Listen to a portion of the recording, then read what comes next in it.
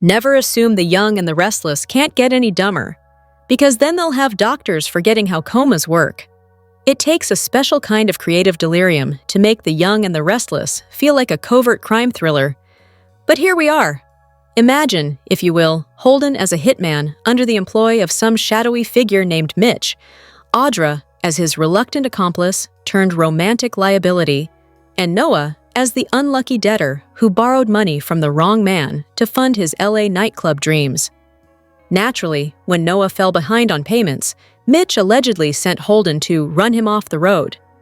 Of course, Holden had no idea Noah was related to Claire, because why let family ties ruin a good melodrama? Audra, meanwhile, is painted as the terrified ex, threatened into silence about her past with Holden, while he plays the part of Damien's employee as a convenient cover for his real job. It's an absurdly elaborate web, but admittedly, one that's almost too entertaining to dismiss outright. Now, while viewers were busy constructing this noir fantasy, others noticed a more terrestrial mystery: Claire's sudden change of heart regarding Kyle. During a seemingly innocuous conversation at Crimson Lights, Holden's deflection-laden charm act caught Claire's attention. The way she observed him, half intrigue, half skepticism, suggested a dawning realization that Holden might be all smooth talk and zero sincerity. Elsewhere in Genoa City, poetic justice remains a spectator sport. Remember when Audra stole a company from Tucker, only to have Victor snatch it away and toss her out like last week's press release? A similar fate is wished upon Phyllis, whose knack for self-sabotage is apparently matched only by her blindness to Victor's brand of strategic sadism. She's gearing up for a game of chess with the master himself, blissfully unaware that he's already 10 moves ahead and preparing to murmur checkmate before she even realizes she's been played. Meanwhile, the audience endures the show's increasingly uneven tone, Sharon's overwrought dramatics, Nick's simmering bitterness, and Mariah's endless recycling of trauma. When Daniel and Tessa start to feel like the only sane options left, it's clear the writing has wandered off the rails. Still, there are rare glimmers of self-awareness. Tuesday's exchange between Esther and Phyllis at Crimson Lights was a welcome reprieve. Esther's quiet jab about Phyllis's chronic unemployment, delivered with the kind of understated delight this show sorely needs. Her casual mention of having a date as she sauntered out was the perfect cherry on top, a masterclass in graceful pettiness. Of course, logic remains the show's most consistent casualty. The ongoing Noah in a Coma storyline is an unintentional comedy of medical errors. The doctors explicitly stated he's in an induced coma, kept unconscious by medication, yet everyone persists in peering at his eyelids, waiting for signs of life. One wonders if anyone in that hospital has ever heard of basic pharmacology. Then there's Claire, the self-proclaimed expert in reading people, who now seems unable to spot deception when it's waving a red flag in her face. Her whiplash-inducing vacillation with Kyle doesn't help. First telling him to take his flowers and go home, then acting scandalized when he does. It's hard to decide whether she's confused, manipulative, or simply written that way. Still, beneath the erratic writing, there's a glimmer of hope for Claire. Raised under Jordan's watchful eye, she learned to read a room faster than most can read a script. If Holden truly is lying about Sienna and Audra, Claire may yet prove she's sharper than her dialogue suggests. Holden, poor fool, may have just stumbled into the one woman capable of turning his elaborate act into his undoing. In the end, Genoa City remains what it has always been, a glittering circus of secrets, schemes, and selective memory. But every now and then, amid the melodrama and medical malpractice, it throws us a moment of biting wit or accidental brilliance. It's enough to keep the faithful tuning in, if only to see who gets metaphorically, or literally, run off the road next. Here's what nobody wants to admit about The Young and the Restless. The show's hottest couple isn't even supposed to be one. It's a rare day when sparks actually fly in Genoa City, but apparently Dessa, or Daniel and Tessa, for those still clutching their ship charts, have managed it. Their scenes contain something the show has been starving for: genuine chemistry. The kind of connection that doesn't feel like two mannequins being forced to flirt by a stage manager with a cattle prod. It's almost shocking to see, given that both Tessa and Daniel have previously displayed all the romantic energy of damp wallpaper. Naturally, this unexpected spark throws everyone else's mediocrity into cruel relief. Billy and Sally, for instance, continue their reign as the show's premier cure for insomnia. Watching them talk business is a masterclass in how to make romance look like a quarterly meeting. Their scenes, stiff, repetitive, joyless, offer no evidence of passion or even mild interest. She looks perpetually irritated by his existence, while he stares at her like a man remembering he left the stove on. Compare that to the fire and emotional charge between Daniel and Tessa, and the difference is almost embarrassing. Holden, meanwhile, remains an aesthetic triumph and a dramatic deadweight. He's handsome, yes, but Claire has turned him into set dressing. Free Holden, indeed. Someone needs to rescue him from narrative purgatory. Claire herself is on a journey of self-discovery, which appears to involve being inexplicably serene about being cheated on. Evidently, Victor's $5 million hurt Claire and leave town clause has been quietly forgotten.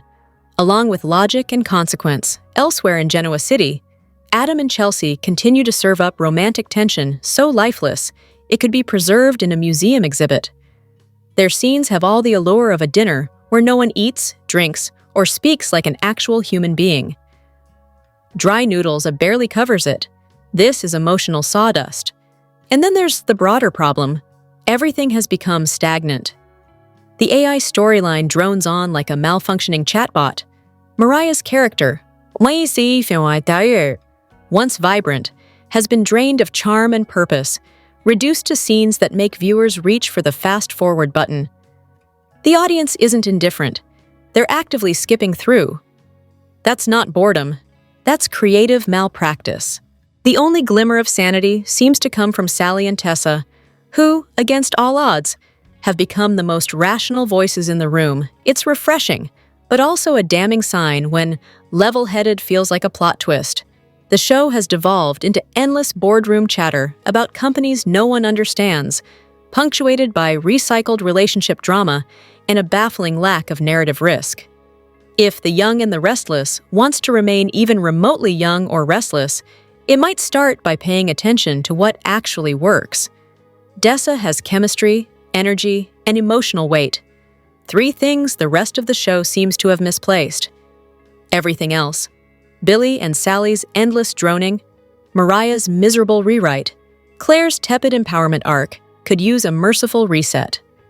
Until then, viewers will keep doing what one exasperated fan's spouse already perfected, fast-forwarding through the dead air in search of a pulse. They call Audra the villain, but compared to the hypocrites around her, she's practically a saint.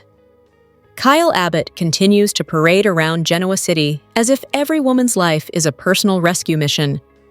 His obsession with saving Claire has morphed into a full-blown control fantasy, one that's as exhausting to watch as it is revealing.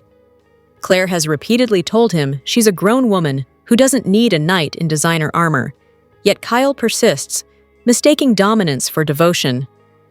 His incessant declarations of love sound less like romance and more like a man trying to convince himself he's still relevant. It's difficult to tell whether Kyle's need to micromanage Claire stems from insecurity or sheer arrogance, likely both. His behavior has crossed from protective to pathological, and his smug self-righteousness would test the patience of a saint.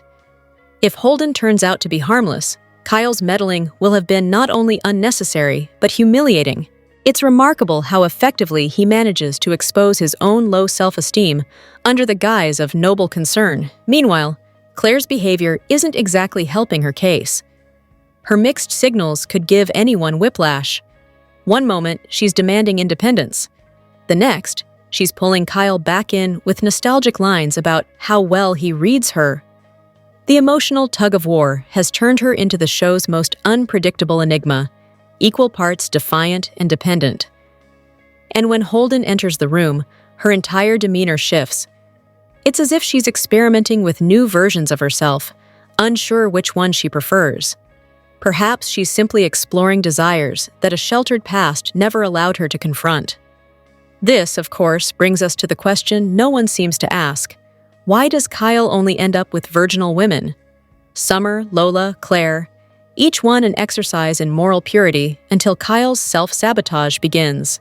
It's almost comical, as though he's locked in a psychological loop where innocence is something to acquire and inevitably destroy. Then there's Audra, the so-called evil witch of Genoa City. The writer's relentless effort to make her the villain of every storyline has reached levels of absurdity. Among a cast of thieves, kidnappers, and moral hypocrites, Audra's sins hardly register. Yet somehow, she's treated as the show's public enemy number one. Her every misstep is magnified, while her male counterparts glide past their crimes with little more than a pout and a podcast. Billy remains the self-pitying gambler, producing as much substance as his empty monologues. Kyle, the corporate snake, schemes behind his allies' backs. Nate, the moral chameleon, discards loyalty the moment it becomes inconvenient. Yet it's Audra who bears the scarlet letter, vilified for surviving in a world where duplicity is practically the town sport. And let's not forget the hypocrisy of the so-called redeemed. Sharon's halo seems to shine awfully bright for someone with her criminal resume. The selective morality in Genoa City is as thick as the makeup in the boardroom. Audra, for all her manipulations, remains one of the few characters who actually feels alive, flawed, ambitious, unapologetically human. The more they try to tear her down, the clearer it becomes that she's the only one with any real dimension left. Perhaps the writers should stop punishing her for being interesting and turn their scrutiny toward the men who have been getting away with mediocrity for years. Because if there's one thing more tiresome than Kyle's control complex, it's the show's refusal to acknowledge that he, and most of his peers, are far less heroic than the women they're so desperate to fix. The Young and the Restless used to be legendary. Now it's proof that even soap operas can die of boredom. For a show that once prided itself on youthful intrigue and restless ambition, The Young and the Restless has somehow managed to age into a relic of its former self. What began as a generational touchstone, hooking young viewers with fresh faces, romantic entanglements, and the kind of drama that made skipping school feel justified, has devolved into a tired carousel of recycled business feuds, mental health crises, and boardroom melodrama.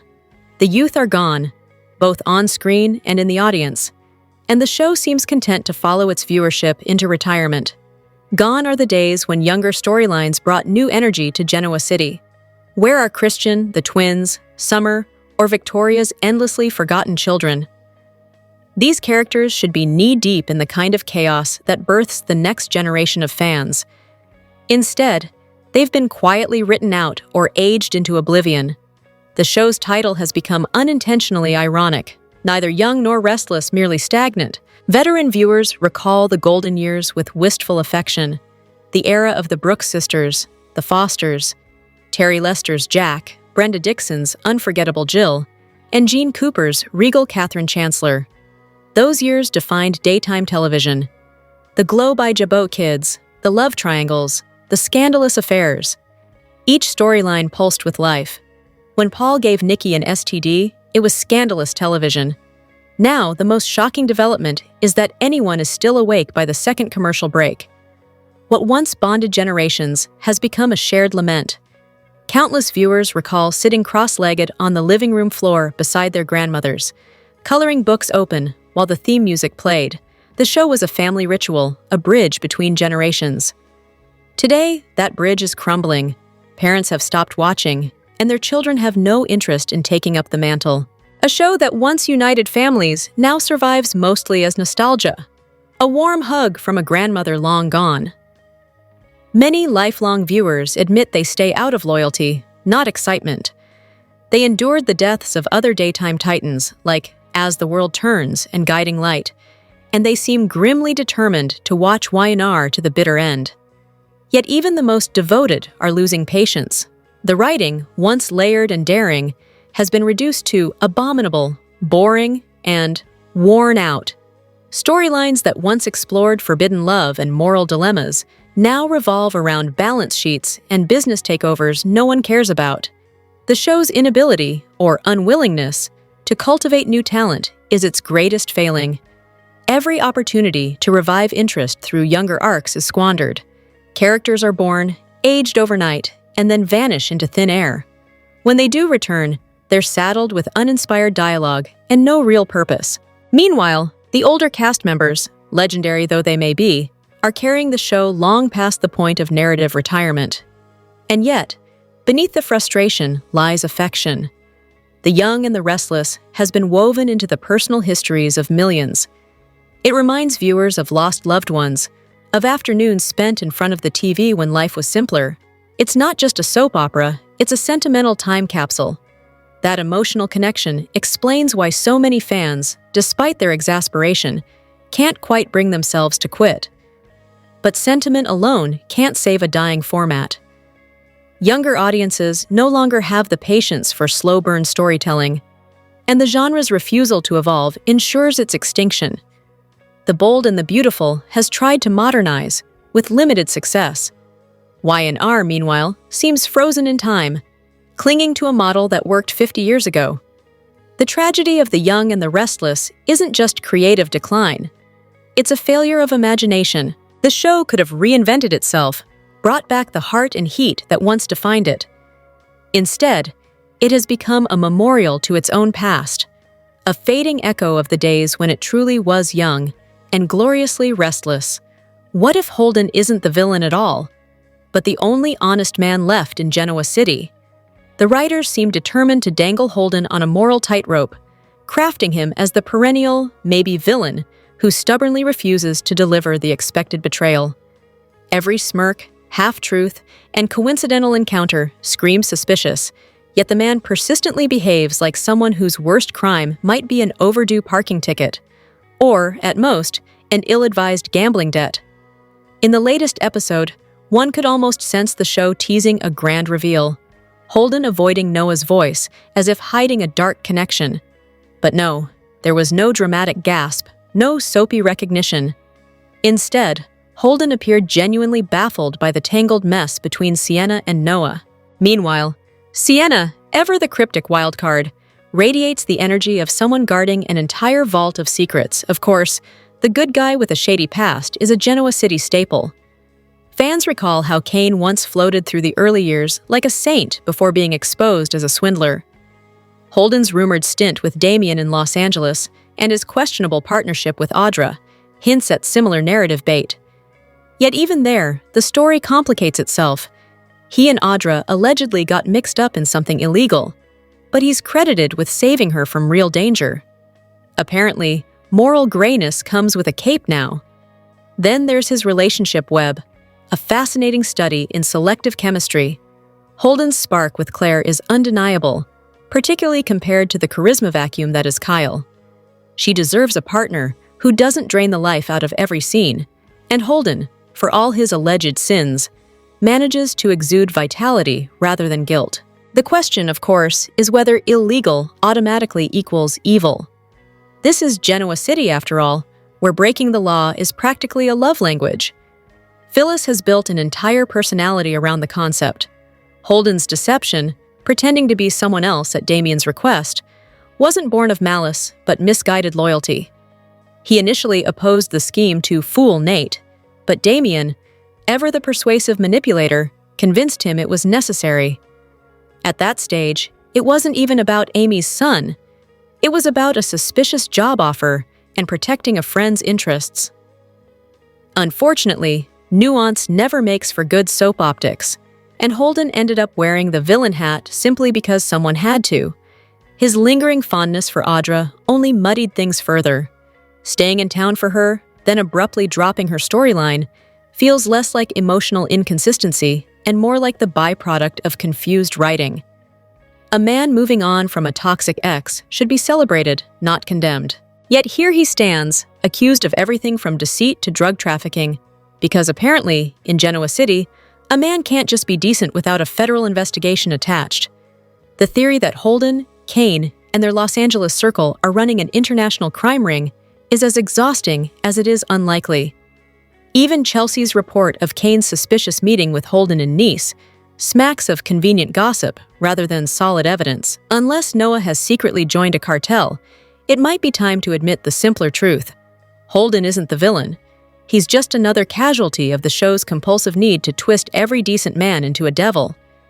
If the writers resist the urge to destroy what they've built, Holden might just emerge as the rarest creature in Genoa City, a flawed man with a conscience. But given this town's history, he'd better enjoy his redemption arc while it lasts. Everyone's debating who's under the bandages, but the real problem isn't who it is, it's why this storyline even exists. In the latest round of soap opera roulette, the young and the restless has decided to play coy with a bandaged mystery man and the collective patience of its audience. The question tormenting viewers isn't just who's behind the gauze, it's why anyone thought this plot needed that much gauze in the first place. Let's begin with the prevailing theory. Mitch is the man in the mummy mask. This would mean he was in the crash with Noah, who somehow escaped, or didn't, depending on which theory you subscribe to, and that the accident is simply a front for something illegal. Naturally, because this is Genoa City, illegal could mean anything from insider trading to mild kidnapping. The story allegedly makes a whole lot more sense than any other explanation for why Noah has been swaddled like a Halloween leftover for half a month. Of course, this might also just be the show's clumsy attempt to introduce a new Noah, because nothing says seamless recast like a traumatic car crash and some surgical bandages. The plot thickens and drags as fans point out the glaring inconsistencies. The missing surgeons, the absent nurses, the supposed critical condition, without so much as an IV drip in sight. Viewers have seen cardboard boxes receive more attentive medical care. Then there's Sienna, calm, composed, and curiously unconcerned about her missing partner. If Mitch were truly her long-term love, one might expect a flicker of panic or at least a phone call. Instead, she's serving drinks and casual exposition, leaving many to wonder if she even remembers having a husband at all. Meanwhile, Roger Howarth's impending debut looms like a secret the writers believe is far more clever than it is. Fans have already connected the dots. Mitch Bacall, not McCall, though one can hardly blame the confusion. The names sound like a cruel inside joke from the writer's room. The whispered hope is that Howarth's arrival will inject some long-lost vitality into the storyline, though even that optimism feels tenuous at best. For those who prefer a grander theory, there's always the Tucker-McCall family expansion plot. Imagine it. Tucker suddenly acquiring surprise offspring scattered across Genoa City, conveniently aged for corporate warfare. Devon's long-lost brother here, Sally's secret half-sister there. Because what every soap needs is one more dynasty clawing for boardroom dominance. Never mind that Roger Howarth is older than Tucker's last portrayer. Logic is rarely a welcome guest in this town. As for Sharon, her storyline continues to test endurance levels usually reserved for marathons. The endless crying, the aimless pursuit of Nick, the constant emotional spiraling, it's less character development and more performance art in repetition. Death, taxes, and Sharon being too much might as well be the show's new tagline. Ultimately, the Mitch mystery feels less like a whodunit and more like a why are we doing this? The car crash, the recast, the hospital scenes without medical staff all point to a production too enamored with its own smoke and mirrors to notice the story collapsing under the weight of its bandages.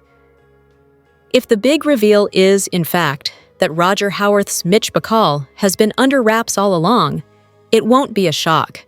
It'll be a sigh, the collective exhale of an audience that already solved the puzzle weeks ago, while the writers congratulated themselves for hiding the corners of a picture everyone's already seen. Here's how the young and the restless manage to make both couture and artificial intelligence look cheap. There are fashion missteps, and then there's whatever Y&R has decided Sally Spectra should wear these days. The wardrobe department appears to have gone rogue, raiding a clearance bin somewhere between Gothic Halloween and discount power suit. The result? A visual assault that makes one question whether Sally is starring in a soap opera or auditioning for a reboot of The Matrix, Bargain Bin Edition. Her latest ensemble, apparently inspired by an 80s Grace Jones fever dream, looked like a men's suit jacket that lost a fight with a pair of scissors. The unfinished stitching around the armholes screamed community theater costume, and the overall silhouette managed to make a stunning woman look like a misplaced extra from Blade Runner. Pair that with her perpetually overbaked makeup, layers of heavy contouring, blood-red lipstick clashing violently with that stale copper hair, and you get the full effect of someone styled by committee, none of whom have met a mirror. It's not that Courtney Hope lacks charisma or beauty. The problem lies entirely in presentation. Every outfit, every shade of lipstick, every hair decision seems determined to dull her natural appeal. The contrast becomes especially painful when other characters, like Danny Dupree, glide on screen looking effortlessly polished, as if to remind us that Y&R can still produce elegance when it wants to. But the show's aesthetic confusion isn't limited to fashion. It bleeds directly into its writing, most notably in the ongoing AI weapon fiasco, perhaps the most unintentionally comedic storyline on daytime television. Kane supposedly built a groundbreaking artificial intelligence program, only for it to be stolen via a hack in less than a day. Because nothing says cutting-edge tech thriller like a villain's master plan being undone by the world's strongest coffee shop Wi-Fi. The absurdity piles on. Phyllis, who recently needed AI for Dummies, explained to her, is now apparently one of the few people capable of stealing this world-altering software. One can only imagine the writer's room logic. If she can Google how to hack, she must be a tech genius.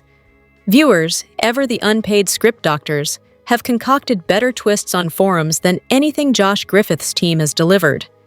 One fan theory suggested that Kane's AI was actually a trap, laced with Trojan code to expose anyone foolish enough to steal it, a concept far more compelling than the on-screen version. But alas, nuance is not a Genoa City specialty these days. Meanwhile, the supposed villainy is all talk, no action. The show keeps announcing grand threats only to deliver narrative static. Characters spend entire weeks discussing the apocalypse that never arrives, while the audience is left clutching their remotes, waiting for something, anything, to actually happen. And then there's Phyllis, still the queen of manipulation and self-deception, gaslighting her way through every interaction while pretending to be the only honest woman in the room. Her dynamic with Kane could have been electric, two liars too clever for their own good. But it's rendered toothless by lazy plotting. The real tragedy is how easily this could be fixed. Imagine Phyllis coolly outsmarting everyone, swaggering into society, the only restaurant in Genoa City, naturally, stealing Victor's scotch, and purring, "Guess who has the AI program? I'll be in touch." That's drama. That's soap opera. Instead, we get endless circular dialogue and scenes that fizzle like week-old champagne. At this point, one has to wonder what sort of deal Josh Griffith struck to keep his job. The viewers have better ideas, sharper instincts, and a clearer grasp of pacing than the man actually writing the show. If Y&R wants to survive, it might want to start taking notes. From the audience, it keeps underestimating. Nick and Sharon's chemistry didn't fade, it flatlined. And the show pretended we wouldn't notice. It's remarkable how two actors can share a single scene and immediately spark more intrigue than a long-running couple has managed in years. Such is the case with Nick and Sienna.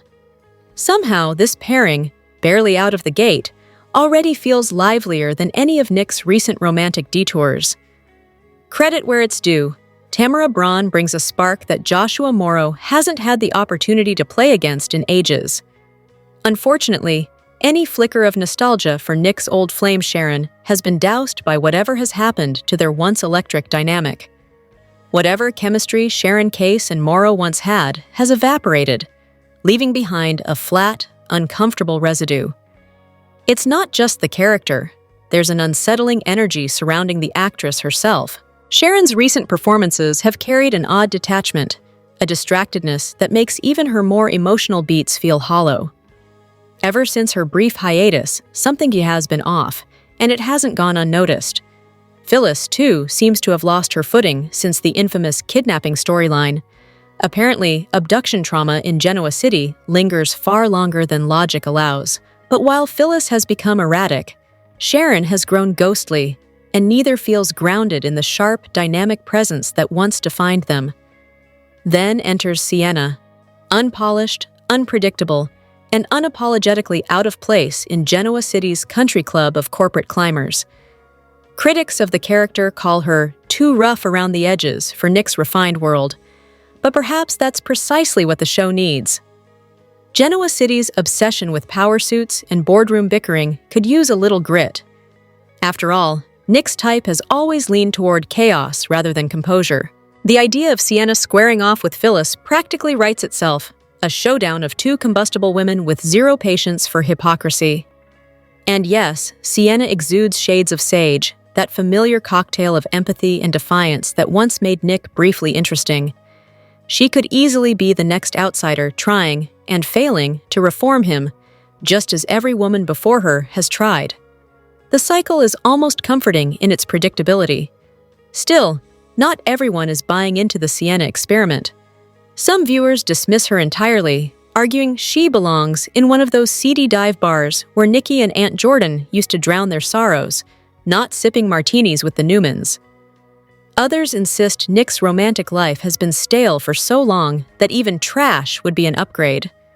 There's even wistful talk of alternate pairings, Sharon with the mysterious Mitch, Sienna pursuing a woman, or a bold storyline exploring the show's underused queer characters.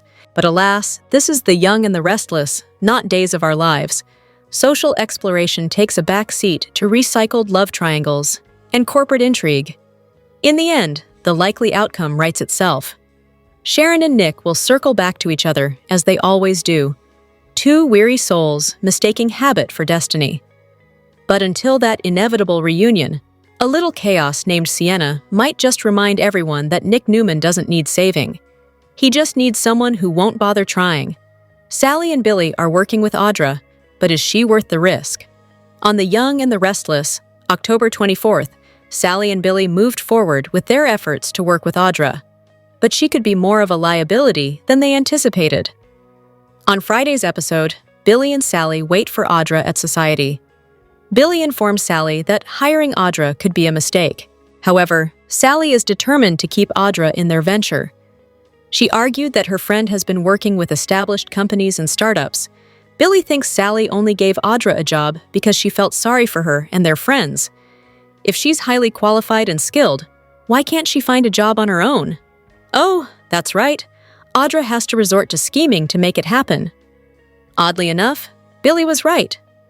He fears that Audra could be a liability. He wanted to know what happened to Glissade and Vibrante.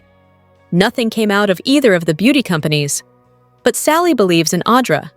She claimed to have inspiring ideas and a brilliant mind. Audra joined them and said she was excited for the relaunch. There was obvious tension among them, especially with Billy back on board. Audra is looking forward to a fresh start with new opportunities. But what she doesn't know is that her reputation is being called into question. People have been talking about her all the way in Los Angeles. One person who brought her up was Kyle, who surprised Sienna at the Shadow Room. He wanted to get information about Holden, so he could make himself look good to Claire, who wants nothing to do with him. Even Sienna could tell. She noted the chemistry between Claire and Holden. Here's why Kyle should butt out of the Newman's drama on The Young and the Restless. But Kyle wasn't going to back down. He had to prove that he was the better man for Claire. So he brought up Audra, so he'd have something to go with for when he returns to Genoa City. Sienna promised to give him more details if he returned later that night. She could tell that he was in love with Claire and wanted to protect her. Meanwhile, Audra might not like what Kyle finds out when he returns. Her reputation is already questionable at best, but how bad could it be? And could Audra be a liability for Billy and Sally? Especially Sally, who's putting all her faith and trust in her friend. Tune in to find out about the drama happening in Genoa City. The Young and the Restless spoilers weekly update for October 27 to 31. Tease that Tessa and Daniel set some ground rules as Kyle interrogates Sienna. Plus, Nikki and Victor arrive in Los Angeles as Noah's future hangs in the balance. Tune in next week so you can catch all of the action in Genoa City. Nate, Sean Dominic, received a surprise invitation that put him in the middle of an unexpected opportunity at Danny's, Michael Damian, bachelor party. Meanwhile, Cricket's Laura Lee Bell bachelorette party took an unexpected turn when old tensions and unresolved emotions resurfaced, threatening to derail the evening's celebration. Phyllis, Michelle Stafford, crashed the party and plotted her revenge with her trademark mix of charm and manipulation, setting the stage for yet another risky scheme that could either win her redemption or destroy what little trust she had left. Kane, Billy Flynn, tried to make amends with Devon, Brighton James. The meeting quickly became a test of pride and forgiveness, with both men realizing that their shared history still carried deep emotional scars. Meanwhile, Tessa, Kate Fairbanks, made a bold move that challenged her comfort zone and shifted the balance in her complicated relationship with Daniel Michael Graziadei. At the same time, Phyllis placed a risky bet that blended personal ambition with business desperation, proving once again that she was willing to gamble everything, no matter the cost. Sharon Case, and Nick, Joshua Morrow, spent the day worried sick about Noah's, Lucas Adams, fragile condition, their fears intensifying as they waited for any sign of progress. Mariah, Cameron Grimes, was confronted by the emotional wreckage of her past, forcing her to face memories of Ian, Ray Wise, she had long buried in an attempt to heal. Meanwhile, Daniel found himself standing at a moral crossroads with Tessa after they kissed passionately. Nick met Sienna, Tamara Braun, under tense and surprising circumstances that raised new questions about her connection to his son's accident. Phyllis caught Kane off guard with her unexpected mix of vulnerability and deception, leaving him unsure whether to trust or challenge her motives. Meanwhile, Kyle, Michael Mealer, continued to dig for dirt on Holden, Nathan Owens, desperate to uncover the truth behind his rival's intentions toward Claire, Haley Aaron. Phyllis and Kane reached an uneasy understanding after days of suspicion and half-truths, though neither fully trusted the other's intentions. Kyle grilled Sienna for information about Holden, determined to expose whatever she knew, but she proved more guarded than he anticipated. Meanwhile, Sally, Courtney Nope, went out on a limb for Audra, Zuleika Silver, at work. Sally's loyalty came at a price, one that could jeopardize both her career and her partnership with Billy, Jason Thompson. Chelsea and Adam face a new battle. The Young and the Restless, spoilers for Monday, October 27th, put Kane on the spot with Lily, while Tessa and Daniel struggle to figure out how they can keep their distance. Kane told Lily he'd hand over the super-secret, evil, all-powerful AI computer program to her to show what a good guy he is now. Now, he has to tell her that he no longer has it. Somehow, while using public Wi-Fi at Crimson Lights, Phyllis figured out how to steal it from him, and he doesn't have a backup. And, presumably, neither do the people who originally created it. So Kane has to tell Lily he's still a good guy. He's just also very stupid. Tessa got drunk and threw herself at Daniel. He gently let her down, though he assured her they could still be friends. And Tessa needs all the friends she can get, since Mariah continues to keep her distance while having imaginary conversations with the presumably imaginary Reverend Ian. So, if the Pandagossi to stay friend need. Tessa and Daniel need to agree on what lines they can and what lines they can't cross. Chelsea and Adam live together. Chelsea and Adam work together. Chelsea and Adam raise a child together. And yet, what they mostly talk about is Billy, with a side order of Sally, mostly because that's all Victor wants them to think and talk about. He has a new order for them. Hop to it, minions. What else do you have to do? The Young and the Restless spoilers document that Kyle Abbott seems unable to stop himself. His impulsive nature was smothering Claire Newman. But just when she started to turn back toward him in Los Angeles, California, he repeated a pattern involving the other woman. That's who Audra Charles really is. She is the other woman in Kyle's life. Claire doesn't have relationship experience beyond Kyle. Yet, she's not naive in seeing that the intense feelings Audra stirs in him mean something. Kyle appears unable to prevent himself from seeking to balance the daytime scales with Audra, even though that effort means nothing and bothers Claire. Aaron's character increasingly sees that Kyle's focus on Audra is reflective of deeper feelings for her that he seems unable to recognize. Will Sienna Bacall prove to be a short-term player? It's hard to know who Braun's character will prove to be. Her husband, Mitch Bacall, will surely figure into that calculation. Both characters are based in LA. So, Y&R could have these characters remain there once the storyline involving Noah Newman is resolved, but there's a clear opening to allow Sienna or Mitch to shift to Genoa City, Wisconsin, depending upon soapy circumstances. Kyle made a grand gesture, similar to one Victor Newman would make without the billions. He took an unplanned trip to California, where Claire and Holden Novak went on a sightseeing adventure. Mealer's character played the field in his day, so he knows what Holden was up to. Get Claire out of GC and make a move on her.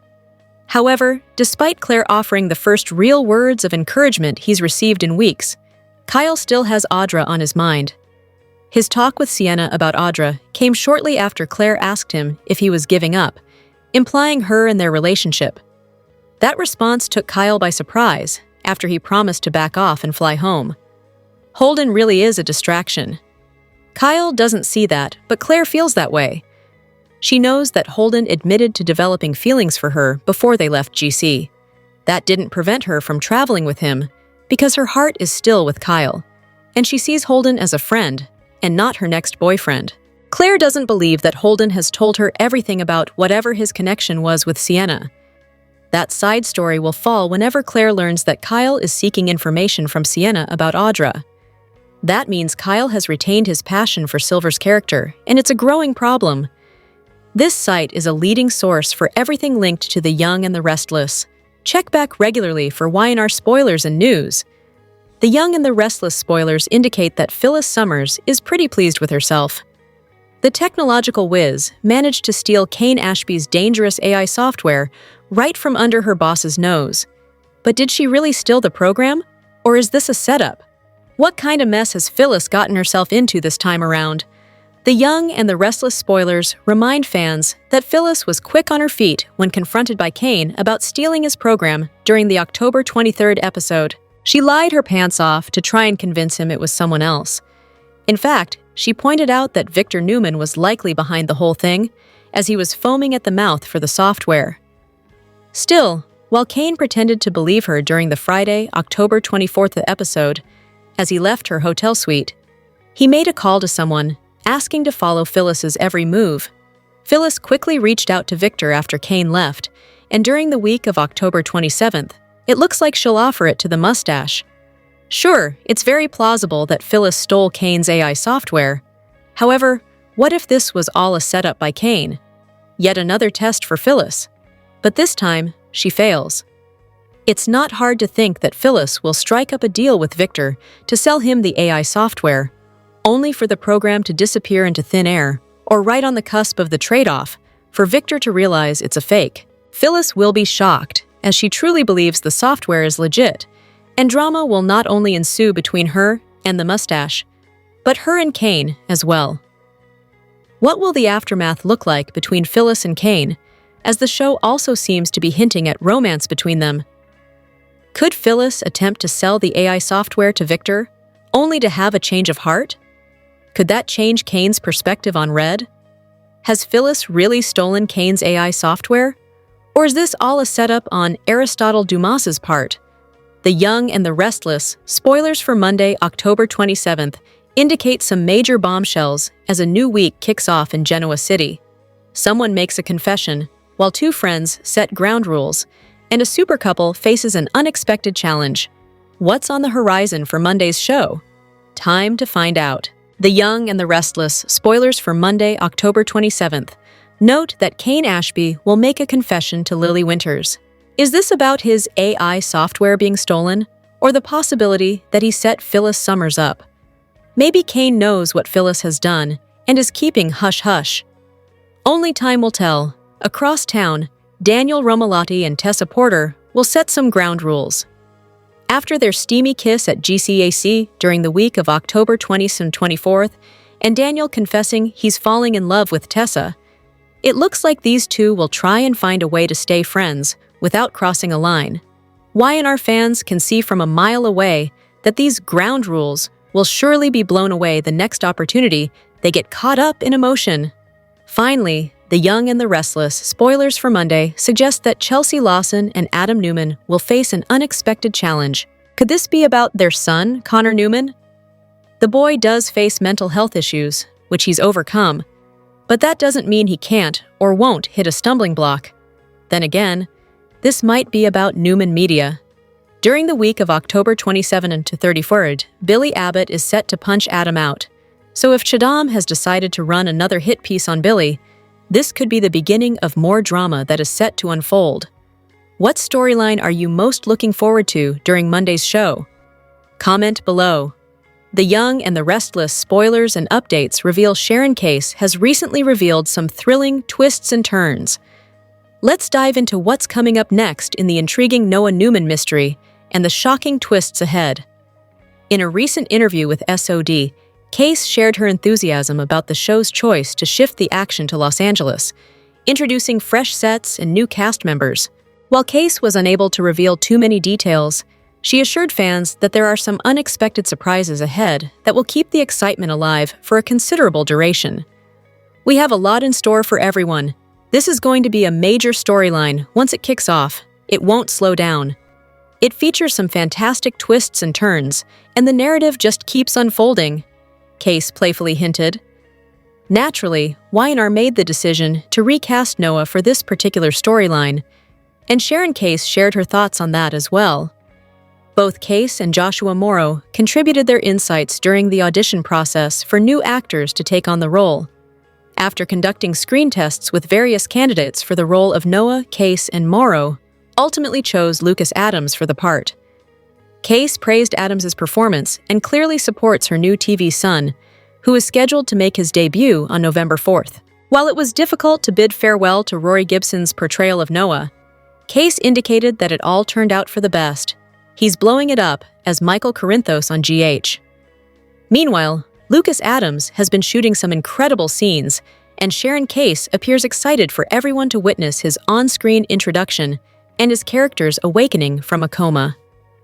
Regarding the rekindling of Nick and Sharon's romantic feelings, there have been indications of this since their time in Nice. While it's premature to determine if Sharon and Nick will remarry, Case suggested that it's wonderful to revisit that connection and weave it into the emotional narrative they are presenting. Ultimately, the show is preparing for some intense drama, meaning things are bound to become even more thrilling from this point onward. The Young and the Restless spoilers indicate that Sharon and Nick will remain busy dealing with Noah-related issues in Los Angeles. Stay tuned for updates on any surprising revelations they may discover. Next week's Y&R delivers betrayal, brawls, and bold moves. Plus, Holden sees a new side of Claire. Next week, on The Young and the Restless, Adam and Billy take their animosity to the next level when one pushes the other one too far. Meanwhile, Victor strikes a deal, and he does something he doesn't often do. He gives someone a second chance. In addition, Holden sees a new side to Claire. Will he like this new side? The Newmans can't stay away from high-stakes drama next week. In Genoa City, get ready for Adam and Billy to have another heated interaction. Billy has to be tired of the hit pieces Newman Media unleashes that sully his name and reputation. And Adam is tired of Billy, period, especially when Chelsea defends her ex. When Adam pushes Billy too far, Billy fights back with his fists. Meanwhile, Victor strikes an unexpected deal, and if you tuned into the show's video preview at the end of Friday's episode, then you will know that Phyllis brings a potential collaboration to Victor. She tells him that she stole the super-secret and powerful AI weapon from Kane, and she wants to know if he's interested in teaming up. How does Victor respond? And if they do work together, will they use the weapon on Jabot? Is this why she really stole the program? As for Nikki and Victoria, they arrive in Los Angeles and are ready to support Nick and Sharon as they wait for Noah to heal and then wake up from his coma. Elsewhere in LA, Holden sees a new side to Claire. If he's seeing a new side to her, then maybe he's actually getting a glimpse of the old Claire, the one she was before she became a Newman and started living in Genoa City. And if Nathan really is seeing this side of her, then something is wrong and dramatic, and everybody needs to check their drinks to make sure they aren't laced with anything. Daniel and Tessa have kissed and admitted their feelings, and now there's an awkward vibe that has entered the chat. Next week, look for the two to set some ground rules for this new phase of their relationship, the one where they choose to ignore what's in front of them. As for Kane, he decides to make another confession to Lily. Will he tell her that he can't give her his AI weapon even if he wanted to, because someone stole it? Hopefully, he'll tell her that he suspects Phyllis did it, and this will set up a Lily versus Phyllis scenario. Finally, so far, Nick has been doing all the snooping and investigating in LA. He wants answers to how his son was run off the road. He has already questioned Sienna. Now, it's Sharon's turn. With Nikki and Victoria at the hospital, Sharon is free to search for her own answers. Unfortunately, her search will send her down a dangerous path. Will Sharon be okay?